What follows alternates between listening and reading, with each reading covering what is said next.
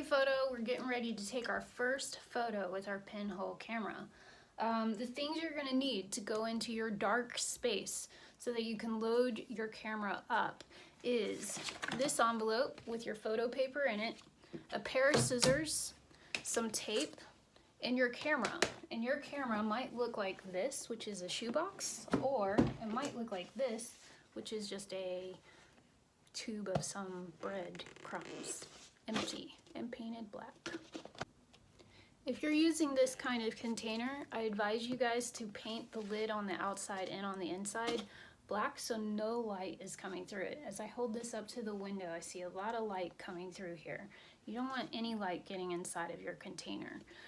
If you don't have black paint, you can use construction paper or you can use markers. If this is your container and you're in your dark room and you're loading this up, keep in mind that you may need tape to hold your paper, this paper's been exposed, inside of your container, right? The curve of this might just keep it in place, right? So imagine I'm in a dark room, I'm sliding this in, right? I'm feeling for the lens, making sure that this paper doesn't go down too far, that it's across from the lens. I'm feeling right here. You see how the paper's curved? That should hold in place. If it doesn't, use a piece of tape. Then you'll put your lid back on top. I'm in the dark, right? And you're ready to go outside. That's if you're using this container. If you're using this container, the next video will show you what you can do. Before I show you the video on how to load your film inside of this container in a dark room, I wanted to share with you, I've done some research and I found that the red light on your headlamps when you go camping will work as a safe light. So you could use this headlight lamp, it has to be red, inside your dark room so you're not completely without light. Also, this works. This is a bike reflector. This is something I would put on the back of my bike. You can see it's red. That red light is not going to be too strong, that it will not hurt your paper. I have heard you could basically take your cell phone light and color a piece of clear, let's say saran wrap, or inside your art kit you have acetate. You could color that paper, that surface, red. You do have to be really even with your red coloring, or else if any white is exposed through the cover, then that light will damage your paper. You won't be able to get a good image. You might not get an image at all. So keep that in mind if you're someone who really just does not want to do this in the total darkness. Bike reflector, headlamp, you know, you could probably even take, if you have like a piece of, I mean, this is probably too small, but this is like a almost translucent red plastic thing.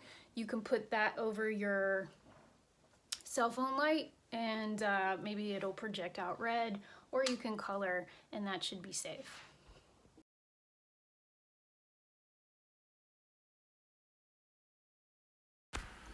Imagine I'm in a dark room here. Again, this could be a closet or any other space that doesn't have a window. I need you guys to go inside your envelope and cut your photo paper in half. This way you can do 2 exposures. Put the other half that you're not using back in your envelope. If you don't put it back in your envelope, it will be exposed to the daylight and then it's ruined. If you're using a shoebox, make sure you use tape to tape the back of your photograph.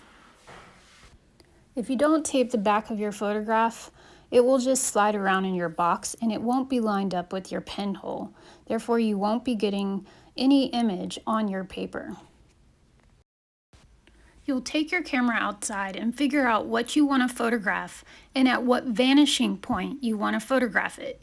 You might find that you need to prop your camera up on an object. Make sure when you open your shutter that your whole lens is exposed, that the pinhole is exposed. Your time will vary depending on daylight. This chart is also in Google Classroom. I would screenshot it. When you're done taking your photograph, you'll go back into your darkroom. You'll remove the tape, save a little piece because you're going to put on the back of the photograph, you're going to put that piece of tape so you know that that's been exposed. Because remember, you cut your paper in half. You'll put it back in the envelope, and if you're ready to take your second photograph, you can. With your second photograph, I would change your subject and or your time. If you're completely done taking both photographs, you're going to seal your envelope back up with tape and you're going to write your name on the front.